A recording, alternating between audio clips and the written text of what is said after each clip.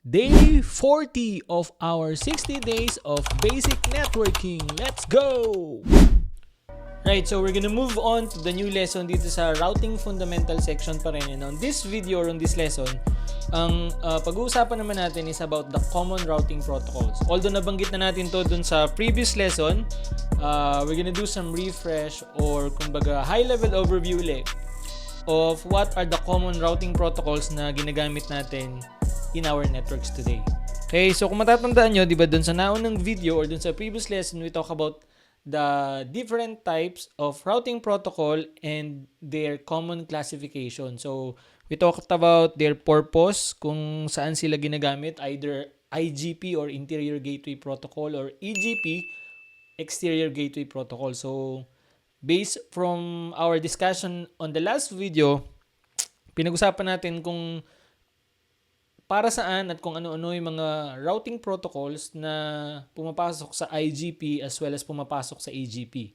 Right? And then we also talk about its operation. Ibig sabihin, distance vector ba siya, link state ba siya, or path vector. Right? And then we also talked about their behavior. So, are they, or provide ba sila ng, or can they support classless or classful subnets natin na tinatawag? Now, we're gonna talk about some of the basics information about each of that routing protocol. So, on the last video, we talked about this diba? So, their purpose, operations, and behavior. Right? Right now, we're gonna talk each of this para magkaroon tayo ng basic understanding how they really behave or what are their normal characteristics. Okay, so hindi na natin, okay, nawala yung connection ko. So, hindi na natin, hindi na natin isa-isahin yung mga, hindi natin isa-isahin dahil in reality, OSPF lang naman ang kasama sa CCNA. Pero we're gonna do some basic brush off, para magkaroon ka ng basic understanding about those common routing protocols. And as you may have guessed, dun sa bonuses natin, we already have RIP, we already have EIGRP, we already have BGP. So, swerte mo dahil kasama na yun sa bonuses. Right? So, that's already for CCNP. Maybe in the CCNP course that I will create in the near future, mas in-depth tayong discussion doon. So, are you ready for this? Let's go! So, let's talk about the RIP first. RIP or Routing Information Protocol. This one is intended, or this is one of the old or legacy kung tawagin. Okay, so kung tutuusin, this is legacy protocol na Bihira na yung gumagamit ng RIP today. Okay, so this is intended for small to medium businesses in the old days. Sabi ko nga. Okay, so legacy, ibig sabihin, some of the old school routing protocol na ginamit sa network natin. Okay? Now, in terms of RIP, meron siyang classification na version 1 or RIP version 1 which is classful, katulad ng nabanggit ko dun sa naunang video. Ibig sabihin, it doesn't support variable length subnet mask. Right? So, kung ang IP addressing mo is class A, it only treats those subnets, kahit marami ka pang subnets doon or VLANs, pero kung class A lang sila, tinuturing lang yun ni RIP version 1 as isang subnet. Now, yung version 2, meron siyang version 2, yung successor niya, it supports classless subnetting or classless subnet mask or networks. Ibig sabihin, it looks on the subnet mask itself. Ibig sabihin, kahit parehong class A yung IP mo, pero they are on different subnet or they use different subnet mask, the RIP version 2 treats them as separate networks. So, yun yung pinagkaiba ng RIP version 1 at saka RIP version 2. Right? And then it also uses hop count. Okay? So ito yung pinaka mga major or main points when it comes to RIP. So ang ginagamit niya is hop count as its metric. Okay? Ibig sabihin, if there are two RIP na way, or sabihin natin meron dalawang RIP na possible path papunta sa isang destination, ang ginagawa ni RIP, kung sinong may pinaka-konting hop, yun yung mananalo. Right? No matter the speed, no matter what are the configurations, etc., or no matter how it is designed, kung gaano karami yung hop count, well, basically, yung hop count is just the router, the network na dinadaanan ng RIP natin. Kung gaano kadami yun lang yung tinitingnan niya. Mas maunti, yun yung ipe-preferred niya na path. Okay, so yun yung tinatawag natin na hop count. Now, ang administrative distance ng tinatawag natin na RIP is 120. So, ano yung administrative distance? Let's take for example, ang mga routing protocols kasi or ang router is nagde-decide based on the administrative distance at saka metrics. Now, kapag for example, there are 4 certain possible ways from a source to destination with different routing protocols, ang pinipili niya is yung may pinaka mababang administrative distance. So, si RIP has a default of 120. I'll show you the others later, pero yun yung pinaka basic examples. And then, another main points when it comes to RIP is it sends all updates to its neighbors every time. Okay, so every 30 seconds, nagsisend siya ng update sa lahat ng neighbor niya. Ibig sabihin kahit yung neighbor na yun is alam naman na yung nangyaring update or kaya naman hindi niya kailangan yung update na ibibigay nung other router na configured ng RIP, ipapasa niya pa rin yun. Ibig sabihin, lahat ng nalalaman ko, sasabihin ko kay Pedro, kumbaga. And then si Pedro, lahat ng nalalaman niya, sasabihin niya dun sa mga peers niya or mga neighbors niya. You get the point? So lahat ng routers na nagra-run ng RIP is we're gonna share all the information na meron sila sa buong network. Now, ang disadvantage nun is nagkakaroon ng congestion or clogging kung tawagin natin sa network natin. Siyempre, babagal and then it uses a lot of resources sa router natin. Right? So, yun yung pinaka-drawback ng tinatawag natin. Isa sa pinaka-drawback ng tinatawag nating RIP.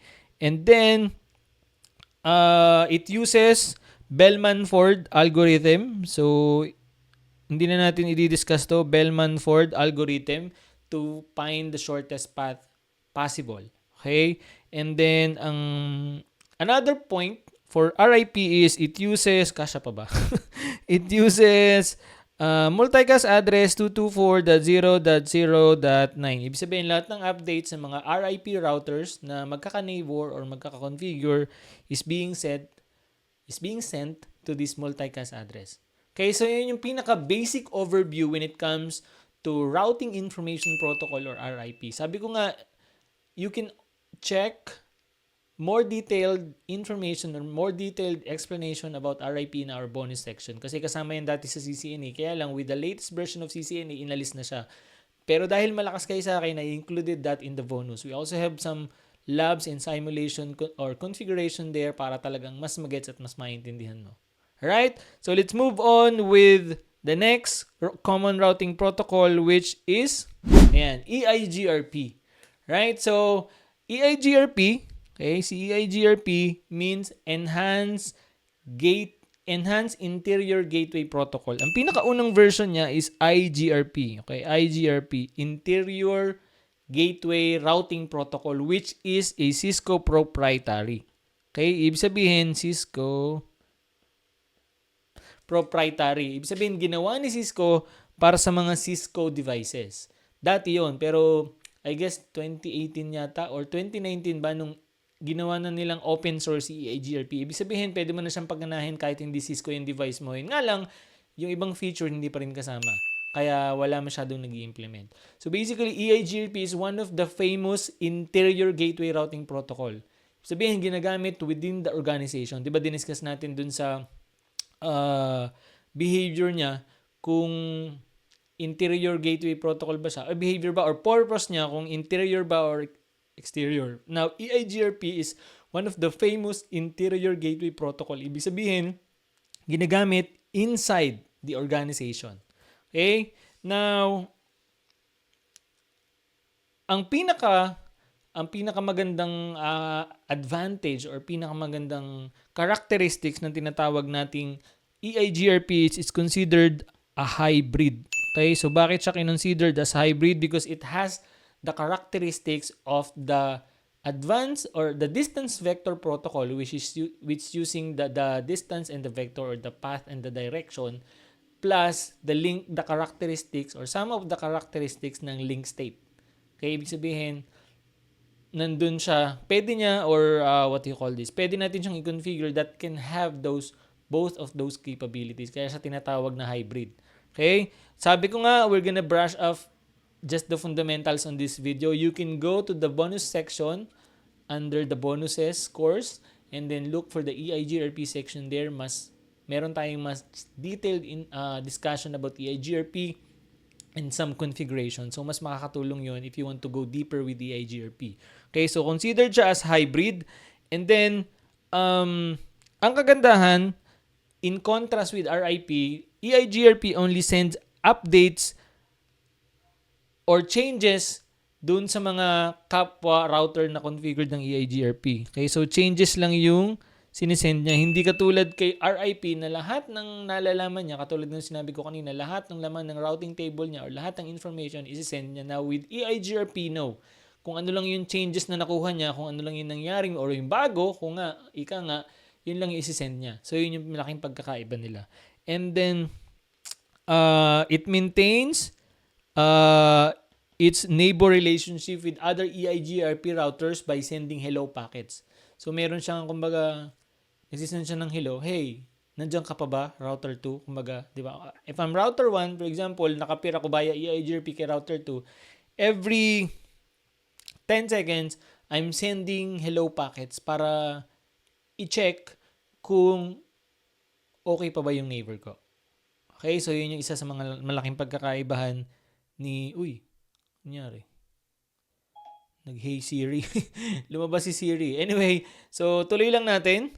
Right? So, another characteristics is it uses this multicast address to send EIGRP routers the updates for the EIGRP. Okay, so 224.0.0.10. Kung si RIP uses 224.0.0.9, si EIGRP is using 224.0.0.10. Ibig sabihin, lahat ng updates for those specific routers na nakakonfigure ng EIGRP na magkaka-neighbor, they are sending and getting updates from that multicast address. Malinaw? Now, ang algorithm na ginagamit ni EIGRP is yung tinatawag nating dual or diffusing update algorithm. Ibig sabihin nun, it has the capability to check routing loops by sending updates. Okay? Ito yun dito pumapasok yung changes yung kung ano lang yung meron nangyari or bago sa network natin, isa yun sa mechanism or isa yun sa part ng algorithm ni EIGRP para ma-detect kung merong network loops. Right? So, ilan yung ilan lang yan sa mga basic overview or high-level overview when it comes to EIGRP. Sabi ko nga, EIGRP and RIP are not included in the CCNA exam. So, hindi mo kailangan dibdibin itong mga to. Okay? This is just for an additional knowledge. Now, if you want to go deeper with all of this, EIGRP and RIP, we have them in the bonus section. Mas himay-himay, meron pang configurations. Right? So, next, let's talk about OSPF. So, ito yung kasama sa CCNA. Pero in this video, we're gonna brush up just a high-level overview again of OSPF kasi meron tayong separate module or separate section that really dissect or break down all of the OSPF topics or all of the OSPF sections. Right? So, now, when it comes to OSPF, kung si EIGRP is an Cisco proprietary dati, now OSPF is an open standard. Ibig sabihin, pwede mo siyang i-configure sa kahit anong devices. Kahit Cisco, kahit HP, kahit Huawei router, pwede siya. Gagana siya kasi nga this is an open standard. Right? And then, additionally, OSPF, baka hindi nyo pala alam ang ibig sabihin ng OSPF. OSPF mean Open Shortest Path First. So, yun yung ibig sabihin niya. Shortest path first. Ibig sabihin, inaalam niya lahat ng mga possible path or direction as well as possible routes from a source to destination and then pinipili niya kung alin yung pinakamabilis na way para marating yan. Right? So, paano nangyayari? It uses yung tinatawag nating Dijkstra algorithm. So, kung si RIP uses Bellman-Ford, si EIGRP uses dual algorithm, ito naman gumagamit ng Dijkstra. So, paano ba i-spelling yung Dijkstra? Ayan, dyan niya yata. Anyway, so, gets nyo naman na, right? So, galing yan sa scientist or computer engineer na si Master Dijkstra. Nakalimutan ko na yung first name niya. Pero last name talaga yung Dijkstra. Anyway, so, Ang isa pang characteristics at kaibahan ng OSPF, it uses yung tinatawag nating areas. So, ibig sabihin, ginugroup niya yung mga router niya into certain areas para mas maging madali yung pag-propagate at saka pag-updates ng network natin. For example, I have 4 routers that is on area 1. I can have another 4 routers on area 2. And then all of those routers is connected to my backbone area, which is area 0. Okay, so ganun siya. It uses the concept of areas or grouping, kung tawagin, para mas maging madali yung pag-summary ng networks, para mas maging madali yung pag-propagate ng networks at pag-propagate ng mga updates. Kasi sabi ko nga, in OSPF, this is a link state, ha. So kung matatandaan nyo, 'di ba, dun sa purpose natin, it's a behavior natin, it's a link state, meaning it uses link state updates and link state database kung saan inaalam niya lahat ng possible path from a source to destination, and then it chooses the best or the fastest way to get there. Okay, alam niya yung lahat ng router na dadaanan, alam niya yung lahat ng network na dadaanan, hindi katulad ng mga distance vector. Ang alam lang niya, makakarating siya doon. Pero ang nakikita lang niya is yung directly connected or next hop router niya or next hop IP address. Now with link state, alam niya lahat yung particular details with all of those routers and networks na dadaanan niya from a source to destination. So yun yung kinagkaiba nila. Right? So sabi ko nga, for example, I'm thinking or I'm using about distance vector. Alam ko pumunta ng Baguio kasi sasakay lang ako ng Victory Liner, something like that, sa Pasay, 'di ba, kung hindi pandemic. Pero for example, I'm using a link state protocol. Alam ko yung mga lahat ng mga stopover including all the provinces na dadaanan from my place going to Baguio. You get the point? So link state knows all the details and then it chooses the best path from the source to destination. Make sense? Good. Now, another characteristics ng tinatawag nating OSPF is it sends an update to this multicast address 224.0.0.5. So, yan yung ilan sa mga high-level overview when it comes to OSPF. Sabi ko nga, this is the only routing protocols na kasama sa CCNA. And then, that's why we have a separate module that really breaks down this OSPF protocol into really small chunks para hindi ka ma-information overload. So, after this one or after probably a couple of videos or section, we're gonna dive deep dito sa mismong OSPF protocol. So, I'll see you there para talagang, I'll see you there later para mas maging, kumbaga, malalim pa yung pagkaunawa natin with the OSPF. So, ang pinakahuli na common protocol na ginagamit in our network today would be BGP or Border Gateway Protocol. So, si BGP ang nag-iisang EGP na ginagamit today. Ibig sabihin, external or exterior gateway protocol. This is used for inter-autonomous. Okay, nababasa ba? Inter-autonomous routing. Ibig sabihin, from one organization to a different organization. Like, for example, I'm in Teletech. Kung magra-routes lang ako within the Teletech organization, I need to use any of those three. Kasi all of these three are IGP or Interior Gateway Protocol. Now, if I need to peer or I need to connect with PLDT, for example, o kaya Globe, o kaya with other clients, I need to use BGP kasi I need to use an Exterior Gateway Protocol. Ang mga IGP kasi, they cannot traverse or they cannot go through to a different AS or different networks or autonomous. Now, si BGP, it can traverse or it can go through into different AS or into different organizations. So, yun yung pinagkaiba nila. Make sense? Now, another characteristics ng tinatawag nating BGP is it uses port 179 TCP. Actually, si BGP is somehow like an application that carry these guys. Okay, so you can also go with our bonus section. Meron tayong BGP discussion doon kahit hindi na siya kasama sa CCNA para magkaroon ka ng additional information. Actually, si BGP kinakarga or sabihin natin na pwede niya or kaya niyang buhatin or isakay sa kanya yung interior gateway protocol. Ganun yung nangyayari actually. Okay, so it runs over an application. Actually, it runs on the layer 4 application layer of the OSI or TCP/IP model.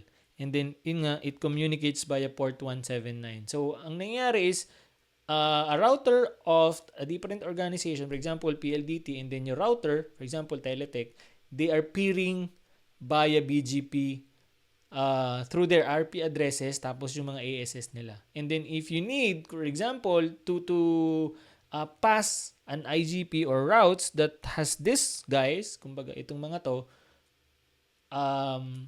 kinikerry or dinadalay ni BGP papunta dun sa ibang size mo and then i-redistribute mo na lang. So that's more of advanced stuff, CCNP stuff na. Pero sabi ko nga, you can check BGP under bonus section. We have some basic configurations there as well as some detailed discussions about BGP. So right now, I'm just showing you the overview para magkaroon ka ng fundamental knowledge. Okay, so another characteristics ng tinatawag nating BGP is you can peer with even for non-directly connected. Okay? Pwede kang makipag-peer or pwede kang magkaroon ng connection to a router na hindi sila directly connected as long as there's a route exists for those routers. So, kumbaga, laging required ni BGP na merong routes or connection yung mga router. Now, kapag meron na, kahit hindi pa sila directly connected, pwede silang mag-peer via BGP. So again, medyo advanced stuff, CCNP level, pero you can go with our bonus section to get to know more about BGP. Right? So I guess that's it. So inter-autonomous to, ibig sabihin runs in different organization. Right? So I guess that's it for our common routing protocols. Okay, so I hope that by this time, by showing you this high-level overview ng mga routing protocols na karaniwang ginagamit natin. Actually, meron pang isa ISIS. Kaya lang, bihira naman yung ginagamit nito. Hindi rin naman siya part ng CCNA, so hindi ko na lang din sinama. Okay, so most of the time, you'll encounter this. EIGRP, OSPF, and BGP. Yung routing protocol. And implementation, depende na sa infrastructure and depende na sa design or depende na sa gusto ng client or ng business needs ng business, ika nga. Okay? So I hope by showing you this, you now have the fundamental knowledge about the common routing protocols and their common characteristics. We're gonna go with the next lesson para talagang mas lumalim pa yung pagkaunawa natin with routing fundamentals. So I guess in the next lesson, we're gonna talk about the directly connected routes, static routes, as well as dynamic routes. Ano yung pinagkaiba ng mga yun? Actually, itong mga to, these are all part of dynamic routes or dynamic routing. Ibig sabihin, a router can, the routers or the routes can be updated without physically or without manually updating them. Kumbaga, they can learn. The routers can automatically learn the routes by itself through this protocol. Pagka static route kasi, kailangan static, manual, kinoconfigure yun ng network administrator. Kapag dynamic routing or dynamic routes, it can automatically learn by the router from this protocol. So we're gonna talk about that. We're gonna dive with that in the next video or in the next lesson. For now, I hope this video has been informative. I'm gonna cut this lesson here. I'll see you on the next one.